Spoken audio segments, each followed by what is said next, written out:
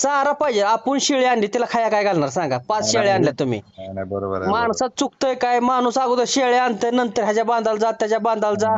ती नाही झालं पाहिजे. शेळी पालन करायचं तर 1 वर्ष नियोजन तुमच्याकडे चाऱ्याचं पाहिजे. आणि सुबाबळ असा चारा आहे त्याचे साल सुद्धा शरीर होत नाही. ते सुबाबळे आवडीने खातील मी मला शेजारी म्हणाल काय लका चांगल्या वावरात सुबाबळ लावली काय? एवढी भारी जमीन असलं कशाला मी म्हणलं ह्यात टार्गेट वाढवायचा 20-25 करायचं म्हणलं कुणाचं आपल्याला. हो का कुणाचं ऐकू नका. मी माझ्या चांगल्या वावरात सुबाबळ लावतोय.